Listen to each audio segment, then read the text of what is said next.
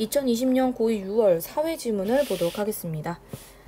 국민참여재판이라는 것은 일반 국민이 형사재판, 검사가 피고인에게 죄를 내리는 거죠. 배심원으로 참여하여 법적 공방을 지켜본 후에 피고인의 유무죄 판단을 내리고 적정한 형을 제시하면 재판부가 이를 참고하여 판결을 선고하는 제도입니다. 네, 아마 TV 드라마 같은 데서 봤을 거예요. 국민참여재판이라고 해서 검사와 변호사 둘이 싸우는 게 아니라 일반 관람객 같은 사람들이 참여해서 법원의 판결에 영향을 미치는 것이 있어요. 근데 이게 이 국민참여재판을 하는 사람들이 판결을 내리는 건 아니고요. 이 사람들의 의견을 반영해서 판사가 최종 판결을 내리는 겁니다. 국민의 형사재판 참여에 관한 법률에 규정된 범죄 중 피고, 즉 고발을 당한 사람, 범죄자가 될 확률이 높은 사람이죠. 이 사람이 신청하는 경우에만 진행이 됩니다. 그럼 보통 피고인은 감정에 좀 호소하고 싶을 때, 자기의 억울함을 호소하고 싶을 때 보통 국민참여재판을 요구하겠죠. 근데 피고인이 원한다 하더라도 적절하지 않다고 판단되는 경우에 법원이 안 할 수도 있대요. 국민참여재판에서 배심원 선정은 매우 중요한데 배심원을 선정하기 전 법원은 먼저 필요한 배심원의 수와 예비배심원의 수를 결정한다. 법정형이 사형 무기징역 등에 해당하는 사건은 9명, 그 외의 경우에는 7명의 배심원이 참여하게 된다. 다만 피고인이 공소사실의 주요 내용을 인정했을 경우에는 5인의 배심원이 참여한다.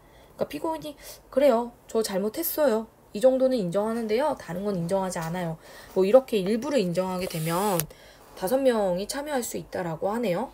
사형이나 무기징역이나 뭐 그의 경우에도. 또한 법원은 배심원의 결원 등에 대비하여 결원, 빠진다라는 것이 결석, 5인 이내의 예비 배심원을 들 수 있는데 이들은 평의와 평결에 참여할 수 없어요. 그렇지만 배심원과 동일한 역할을 수행한다고 합니다. 쌤이 여기 안 읽는 이유는 다 각주에 있기 때문에 너희는 다 읽으면서 봤으면 해요.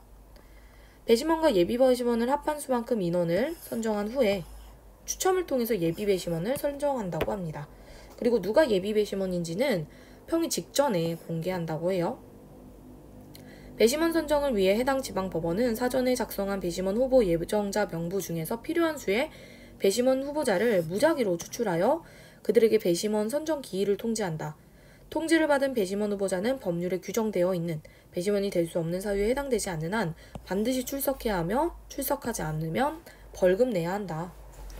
선정기일에 출석한 배심원 후보자들에게 필요한 배심원과 예비 배심원을 합한 수만큼 추첨을 한다. 이렇게 추첨된 배심원 후보자를 대상으로 검사와 변호인은 배심원 선정을 위해 여러 가지 질문을 하는데 답변을 듣고 검사와 변호사가 자신들에게 불리한 결정을 할 우려가 있다고 판단되는 경우 검사와 변호인은 재판부에 배심원 후보자에 대한 기피 신청을 할 수 있습니다. 얘는 나한테 불리할 것 같아 싶으면 배심원에서 배제시켜달라고 요청하는 거예요. 기피 신청에는 기피 이유를 제시하고 그 기피 여부를 재판부가 판단하는 이유부 기피 신청과 기피 이유를 제시하지 않아도 무조건 기피 신청을 받아들여야 하는 무이유부 기피 신청이 있다. 일반적으로 이유부 기피 신청을 먼저 하고 이것이 재판부에 의해 받아들여지지 않으면 무이유 부기피 신청을 한다. 다만 무이유 부기피 신청은 이유 부기피 신청과 달리 검사와 변호인 모두에게 인원 제한이 있는데 배심원이 9명인 경우에는 5명까지, 그리고 배심원이 7인인 경우에는 4인까지, 배심원이 5인인 경우에는 3인까지만 무이유 부기피 신청이 가능하다라고 되어 있네요. 만약 기피 신청이 받아들여지면 추첨되지 않은 배심원 후보자를 대상으로 그 인원만큼 다시 추첨하여 배심원 후보자를 뽑고 질문과 기피 신청을 반복하여 필요한 수만큼 배심원과 예비 배심원을 다시 확정한다고 합니다. 만약에 배심원 및 예비 배심원 선정이 종결되면 이들은 재판부와 함께 증거조사를 지켜보게 되는데요. 이 증거조사가 끝나면 재판장은 사건의 쟁점과 적용할 법률, 판단 원칙 등을 설명을 해줘야 되고요. 배심원 중 누가 예비 배심원인지를 이때 알려주고요. 나머지 배심원들만 평의실로 이동합니다. 평의가 시작되면 배심원은 법정에서 보고 들은 증거와 진술을 바탕으로 유무죄를 의논하게 되는데 만약에 밑에 줄 만장일치로 정해지면 평결서 작성하면 제출하면 된다고 합니다. 근데 만약에 일치가 안 되면 재판부의 의견을 듣고 다시 평의를 진행한 후에 다수결로 평결서를 작성한다고 합니다. 그리고 그때 유죄인 경우에는 재판부와 함께 다시 형에 대해 토의를 하고 최종 의견을 알려주고요. 자, 그리고 재판장은 피고인에게 유무죄 여부와 유죄인 경우 그 형에 대한 판결을 선고합니다. 배심원의 판결과 양형 의견은 재판장이 판결할 때 권고적 효력, 즉 배심원 판결이 판결에 절대적 영향을 미치는 건 아닙니다. 하지만 재판장은 판결 선고 시 피고인에게 배심원의 판결 결과를 알려주어야 하며 만약 배심원의 판결 결과와 다른 결과를 선고할 때는 반드시 그 이유를 설명해주고 판결서에도 제시를 해줘야 한다고 합니다. 자, 1번, 38번. 형성 배경, 발달 과정 없고요. 절차와 특징 제시하죠. 변화 과정, 전망 예측 없고요. 장단점 없고요. 다양한 측면에서 원인 분석하지 않습니다. 자, 39번의 답은 3번인데요. 일단 1, 2, 4, 5가 왜 틀렸는지를 먼저 지문에서 근거 찾아보세요. 1번.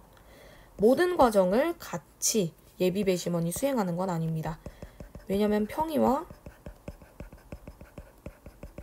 평결에는 참여할 수 없다라고 되어 있었어요.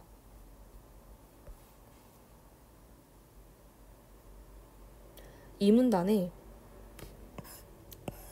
중간쯤에 평의 평결은 참여할 수 없다라고 나와 있었죠. 네, 그래서 틀렸고요.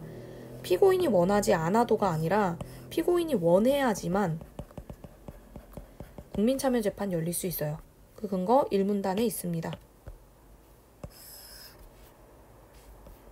그 다음에 3번이 정답인데요. 배심원 선거 기일에 출석하지 않으면 선정될 수 없다. 네, 3문단에 출석하지 않으면 과태료까지 부과되죠. 그래서 출석을 해야지만 배심원이 될 수 있습니다. 4번. 일반 국민들이 배심원으로 참여하여 직접 판결 아니요. 판결은 판사가 합니다. 네, 마지막 문단에 권고적 효력만을 가지고 재판장이 판결을 합니다. 5번. 판결서에 그 내용을 기재하지 않아도 되는 게 아니라 기재해야 하죠. 마지막 문단에 다른 판결을 선고할 때는 판결서에 그 이유를 게재해야 된다. 나와 있죠? 네, 그 다음에 40번. 답은 1번이고요. 2번. 이거는 뭐 상을 주다 이런 뜻이고요. 3번. 어떤 값이 내려가다 이런 뜻이고 4번은 위에 있던 걸 아래로 내리다. 5번은 뭔가를 알려주다 이런 의미이기 때문에 가장 가까운 건 1번에 해당하죠. 자, 41번 가보도록 할게요. 자, 지금 1차를 보면요. 추첨된 배심원 후보자 수가 14명인데 확정된 배심원 수가 총 14명이죠. 그쵸? 근데 예비 배심원의 수가 몇이냐면 반드시 5인 이내여야 되거든요. 자, 그러면 14명을 골랐다는 건 이게 9인의 배심원이 필요했다는 거죠. 그럼 9인의 배심원과 5인 이내의 예비 배심원을 합쳐서 14명을 선출했다라고 생각해 볼 수 있습니다. 3회에 걸쳐 필요한 수만큼 그게 이제 14명이죠. 배심원과 예비 배심원을 모두 확정을 한 거죠. 14명에서 알 수 있습니다. 그 다음에 자신이 신청할 수 있는 최대 인원만큼 유이유부 기피 신청을 하지 않았군. 자, 지금 무이유부 기피 신청 총 4명 했거든요. 근데 지문에서 무이유부 기피 신청을 총 4문단에 9인인 경우엔 5명까지 할 수 있다라고 했었어요. 근데 4명밖에 안 했기 때문에 지금 최대 인원만큼 하지는 않은 게 맞습니다. 3번. 기피 이유가 정당하다고 인정된 경우는 모두 9명이군 이라고 되어 있는데요. 자, 이 기피 이유를 제시한다는 것 자체가 이유부 기피 신청을 했다라는 건데, 자, 이유부 기피 신청은 9명일 경우에는 무이유 부기피 신청은 5명까지 할 수 있다라고 되어 있었잖아요. 그러면 여기서 이유부 기피 신청 한 사람이 지금 몇 명이야? 5명이잖아. 그러니까 9명이 아니라 5명이군. 이렇게 고쳐야 되네요. 4번. 출석한 배심원 후보자 중 17명은 어떠한 질문도 받지 못했겠군. 자, 추첨된 인원이 지금 23명이에요. 근데 여기에 출석한 사람 모두 40명이거든요. 40에서 23 빼면 17명이죠. 17명은 아예 추첨이 안 됐기 때문에 어떠한 질문도 받지 못합니다. 왜냐하면 지문에서 배심원 선정을 위해서 배심원 후보자를 대상으로 질문한다고 했거든요. 그러면 추첨 안 됐으면 질문도 못 받죠. 마지막 5번. 1차에 추첨된 배심원 후보자 수를 볼 때 14명이죠. 법원은 9명의 배심원과 5명의 예비 배심원 총 14명을 두기로 한 거 맞습니다. 답은 3번. 자, 42번. 6월에 어느 날 김한국 씨는 국민참여재판에 배심원으로 참석해달라는 우편을 받았다. 배심원 선정 기일에 찾아간 김한국 씨는 배심원으로 선정이 되었다. 늦은 밤까지 증거조사가 진행되었고 배심원 교체 없이 진행된 평의에서는 유무죄에 대한 판결이 만장일치가 되지 않았다. 그래서 2대 5의 평결서를 작성했고 무죄를 선고했다. 그럼 5명이 아마 무죄에 대한 거겠죠. 1번. 등기우편을 받은 걸로 보아 땡땡 지방법원에서 배심원 후보 예정자 병부에 포함되어 있겠군.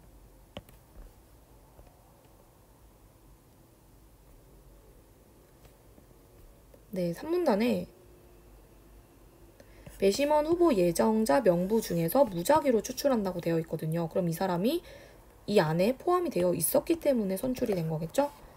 그 다음에 얘는 지금 평의와 평결에 참여할 수 있습니다. 왜냐면 얘는 배심원으로 선정됐거든요. 배심원은 평의 평결까지 가능합니다. 그래서 2번도 맞습니다. 그리고 여기 평의 참여했다라는 말 있잖아. 그치? 자, 배심원 수 지금 7명이야. 자, 근데 우리 지문에서 뭐라 그랬냐면 사형이나 무기징역은 9명, 그 외에는 7명. 그러면 사형이나 무기징역은 아니었나 봐요. 그래서 그런 상황은 아니었겠군. 맞습니다. 자, 평결서를 감안하면 의견을 들어보는 과정 없이 배심원 간에만 논의가 진행되었겠군. 자, 여기서 지금 만장일치가 아니에요. 만장일치가 아니면 재판부의 의견을 반드시 들어야 됩니다. 그렇기 때문에 4번 듣지 않고 이거 틀렸죠. 5번 평결서와 판결을 감안하면 피고인의 양형에 대한 논의는 이루어지지 않았겠군. 왜 맞냐면 이 양형에 대한 논의는요. 유죄인 경우에 토의를 하는 거거든요. 근데 지금 마지막에 결론이 어떻게 났어요? 무죄를 선고했기 때문에 이 논의 필요 없습니다.